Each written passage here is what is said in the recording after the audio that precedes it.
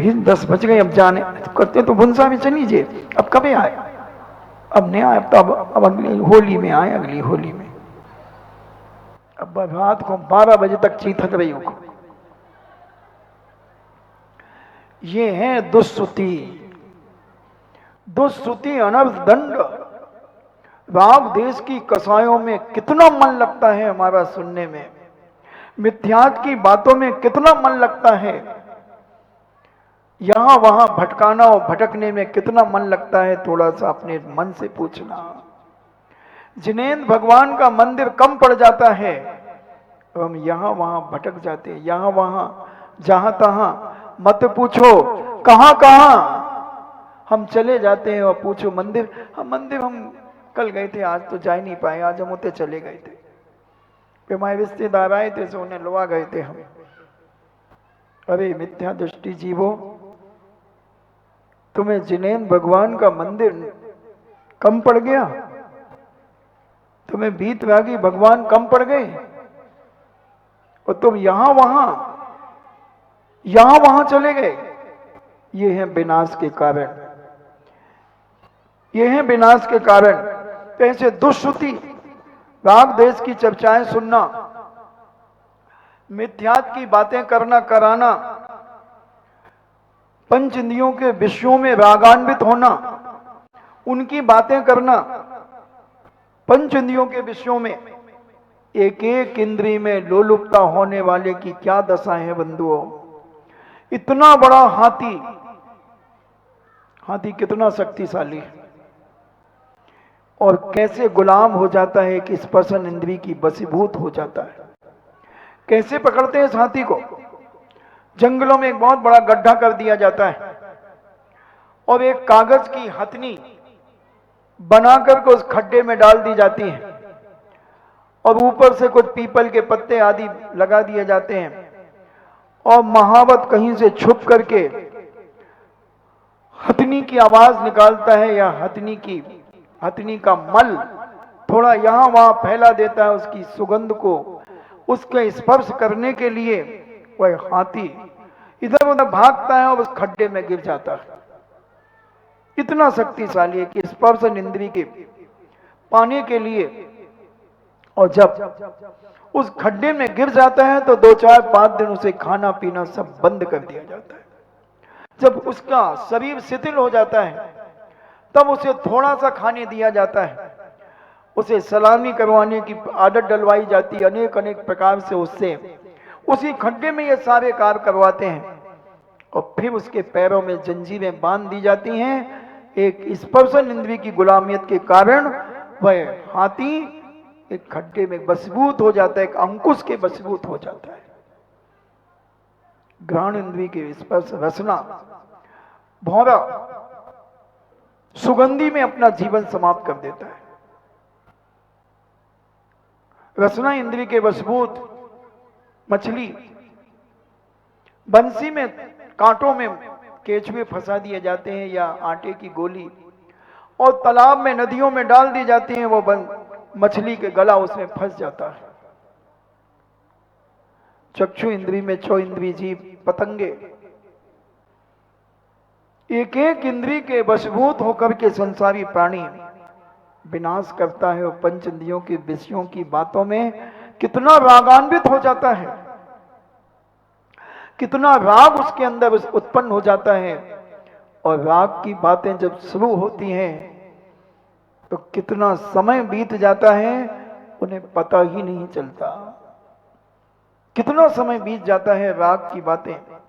गंदी फिल्में देखने में जब हम लिप्त हो जाते हैं, मोबाइल में गंदी चीजें देखने में जब हम इतने मदमस्त हो जाते हैं, मां सोचती है बेटा बेटी सो चुके हैं और वो चद्दर के अंदर मोबाइल में क्या देख रहे हैं। राग राग आग, बच्चा सोच रहा, मां सोच रही, पढ़ रहा है बच्चा और पढ़ने के बहाने वो मोबाइल में क्या देख रहा है। पंच इंद्रियों के विषयों की लिप्सा, पंच इंद्रियों के पाप, विषयानुराग अपनी आत्मा में पैदा कर रहा है, अपनी इंद्रियों में राग को पैदा कर रहा है और वह अपने जीवन का विनाश कर रहा है, चित्त का विनाश कर रहा है, मन को मलिन कर रहा है। और जब ये गंदी चीजें हम देखते हैं तो हमें गंदे स्वप्न रात्रि में आते हैं और हम उस पाप के भागीदार बनकर के अपने जीवन का विनाश करते चले जाते हैं। क्योंकि हम जो देखेंगे, जो सोचेंगे, वही स्वप्न में आएगा, वही स्वप्न में आएगा। तो ऐसे इंद्रियों को, पंच इंद्रियों के विषयों में हम आसक्त होकर अपने जीवन का विनाश करते हैं, उनको मलिन करते हैं। हम कुटिल शास्त्रों का अध्ययन करते हैं, उन्हें पढ़ते हैं। हम राजनीति में अपना जीवन बर्बाद कर देते हैं। हम भोजन कथाओं में जब देखो, जब हम भोजन की चर्चा करते रहते हैं, स्त्रियों की चर्चा करते रहते हैं, ये सारे प्रमाद हैं, ये दुष्श्रुति के अंतर्गत आ जाते हैं। इनसे हमें सदा बचना चाहिए। हम कभी हास्य में, हंसी मजाक में इतने उलझ जाते हैं कि पता ही नहीं चलता कि हम कितनी कसाई कर चुके, कितनी एक दूसरे की क्रिटिसाइज कर चुके। चार लोग एक समानता के मिल गए और किसी एक व्यक्ति के बारे में सोचना शुरू किया तो उसने कहा हाँ हाँ मुझे भी मालूम है उसने ऐसा किया था। उसे कुछ मालूम नहीं है, मगर उसने हाँ में हाँ मिला दिया। किसी को नीचा दिखाने में हम तैयार हो गए, उसका मजाक उड़ाने में तैयार हो गए, उसके परिवार की हंसी करने के लिए मजाक चले गए। किसी स्कूल के टीचर का मजाक उड़ाने लगे। मान लीजिए कोई टीचर को पैंट खिसकाने की आदत है या कंधे उचकाने की आदत है, तो हम उसी की चर्चा लेकर छोड़ो, अबे हमारे वो टीचर, उनका तो पैंट हमेशा ही नीचे खिसता है, वो खींचते ही रहते हैं। और स्टाइल उनका कोट वर्ड बना लिया, चार बच्चे मिले तो वह सीधा पैंट उठा देगा तो सब समझ जाएंगे ये क्या कहना चाहता है। ये सारे के सारे दुष्श्रुति है, मिथ्या ज्ञान है, जीवन का विनाश का कारण है। इससे हमें बचना चाहिए। ऐसे गंदी कहानियां, गंदे उपन्यास, गंदे नाटक, खोटे कार्य, इन सब से इनका पठन पाठन, इनका श्रवण हमें अपने जीवन में नहीं करना, इनका मनन नहीं करना। ये दुष्श्रुति नाम का अनर्थ दंड है।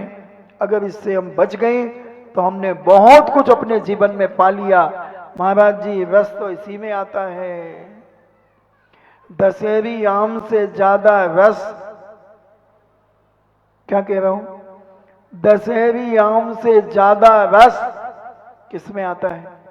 दूसरों की बुराई सुनने में, दूसरों के घर की बातें सुनने में, दूसरों को भिड़ाने में, इधर उधर के राग रंग में। और महाराज जी तुम कह रहे हैं इनको बंद कर दो। सही बात है, कैसे बंद करोगे? अगर तुम बंद कर दोगे फिर दुर्गति कौन जाएगा? क्योंकि नरकों का कोटा भी तो पूरा करना है। सारे लोग अगर धर्मात्मा हो जाएंगे तो फिर सब स्वर्ग चले जाएंगे, दुर्गति कौन जाएगा?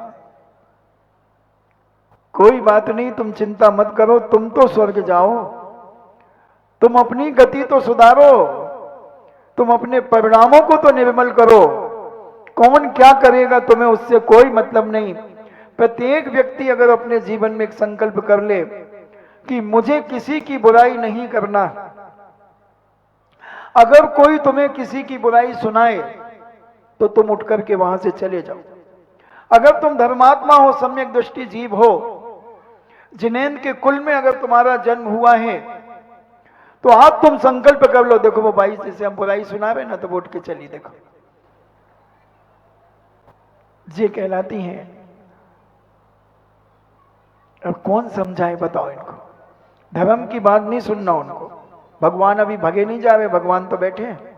हम भग जाएंगे, हम उठ जाएंगे, मगर उनकी उसकी चिंता नहीं है। उनको तो अपनी रूढ़ियां करना है। तो हम अगर ये संकल्प कर लें तो हमारा जीवन दिन दूना रात चौगुना प्रगति की ओर चला जाएगा और हमारा जीवन पवित्र हो जाएगा।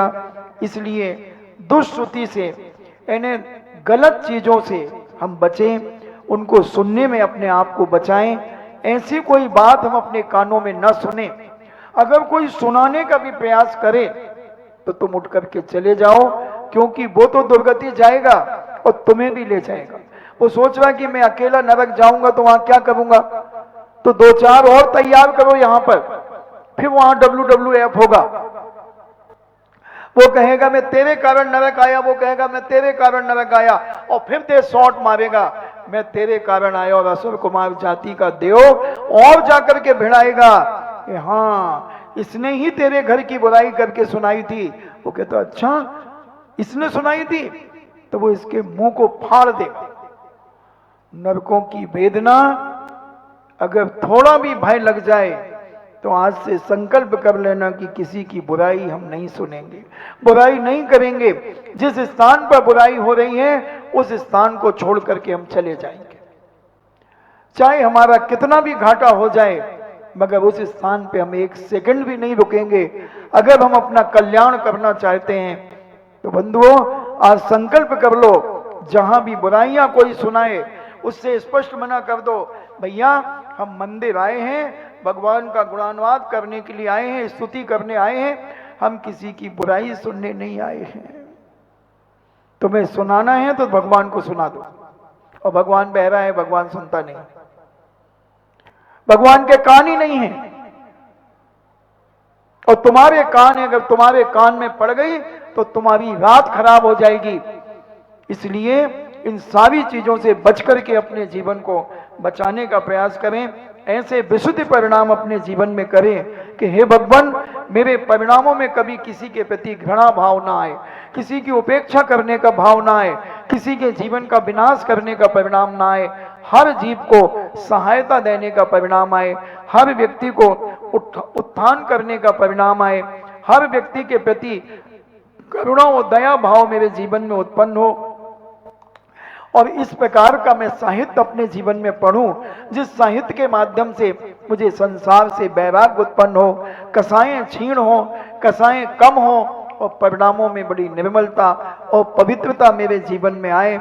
ऐसी भावनाएं प्रातः काल उठ करके अपने जीवन में बनाना चाहिए कि हे भगवान ऐसे लोगों की संगति ही मेरे जीवन में ना हो जो व्यक्ति केवल बुराइयां ही करते रहते हैं।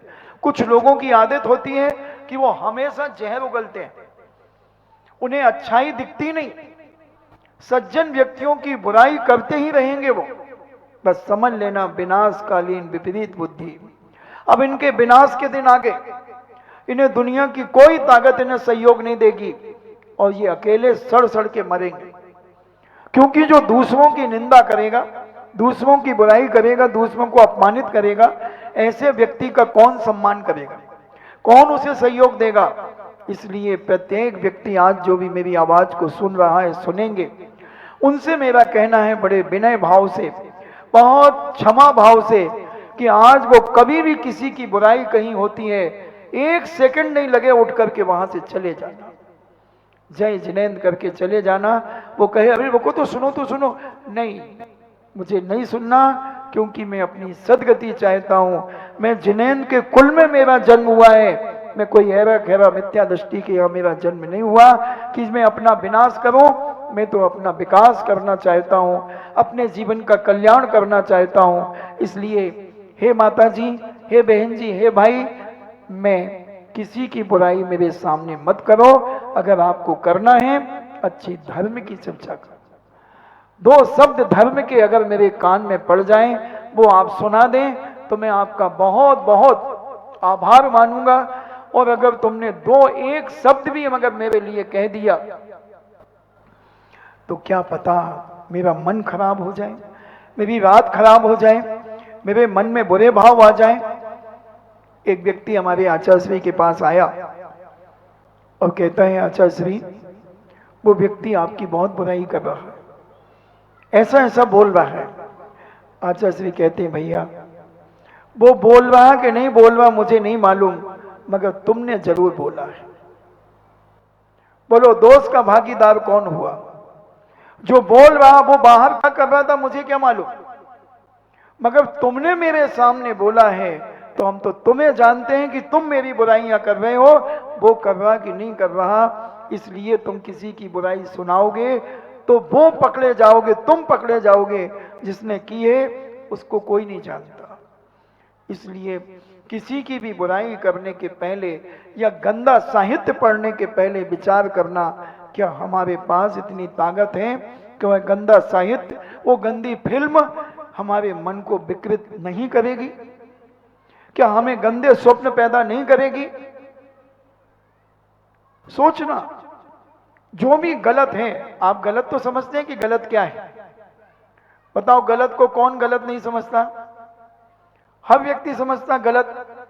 अगर गलत सोच तुम्हें कोई बता रहा है, उससे उठ करके चले जाओ। और गलत तुम सोच रहे हो अगर किसी के बारे में, तो अपना सोचना बंद कर दो, नहीं तो वो कहीं उगलोगे और तुम कहीं पिटो, कहीं बदनाम हो जाओगे।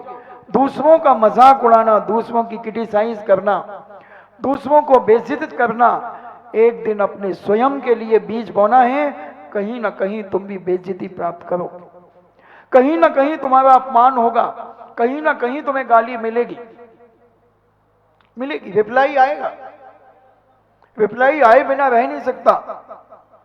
इसलिए ऐसा जीवन में बीज बो कि कोई भी मेरे कारण किसी के आंसू ना गिरे, हर व्यक्ति के चेहरे पे मुस्कान हो। एक बार मुझसे मिलने के बाद उस व्यक्ति को जब भी वो मुझसे मिले तो उसके चेहरे पे मुस्कान बनी रहे और उसे वो याद रहे कि मैं उनसे मिला था, बहुत अच्छे व्यक्ति है। और एक बार तुमसे मिल करके वो घृणा कर जाए, उस व्यक्ति से मरते मर जाऊंगा, मैं नहीं मिलूंगा, क्योंकि उसने मेरे 15 दिन खराब कर दिए थे। मेरी बहू को तड़पाते तड़पाते मेरी बहू मर गई। क्यों मर गई थी बहू? क्या किया था उस अम्मा जी ने? इतने ही तो पूछा था, काहे बेटा कछू है? तुम्हें क्या तकलीफ थी? उसकी सास को तो कोई तकलीफ नहीं थी, उसके देवर को, उसको पति के कोई तकलीफ नहीं थी, उसके ससुर को कोई तकलीफ नहीं थी, उनके रिश्तेदारों को कोई तकलीफ नहीं थी। तुम्हें क्या तकलीफ थी कि जो तुमने जले में नमक डाल दिया? चाहती तो सिल्वर एक्स लगा देती, बरनाम लगा देती, मगर तुमने तो और आग लगा दी। क्या मिल गया? वो तो अपने कर्म का फल भोग रही थी बिटिया। कोई पूर्व जन्म में भ्रूण हत्या कराई होगी, एबॉर्शन कराया होगा, नहीं हो रही होगी संतान, मगर तुमने तो और आग लगा दी। और उसकी सासू मिल गई। भाई हमने कही थी तुमसे कि देखो बांधकपुर में न करो, तुम बांधकपुर की मोड़ी ले आई, हमने कही थी हटा के ले आओ, सो देखो वो की 4 हो गए और आग और लगा दी। बोलो ऐसा होता है कि नहीं? माताओं ऐसी आग लगाती हैं कि नहीं? बोलो, बताओ। सबकी मूड यूं हिल रही कि हाँ महाराज जी, हमारा तो काम ही है आग लगाना। अब बचो, अभी तक तुम्हें ज्ञान नहीं था, आज ज्ञान हो गया। कभी भी किसी को उल्टी सीधी सलाह और उसके घर की शांति को भंग करने का प्रयास नहीं करना। आपका समय हुआ, हम विचार कर लें कि हे भगवान, मुझे ऐसी शक्ति दो कि मैं कोई इस प्रकार की बात अब किसी के परिवार में ना करें और ना करने का प्रयास करें।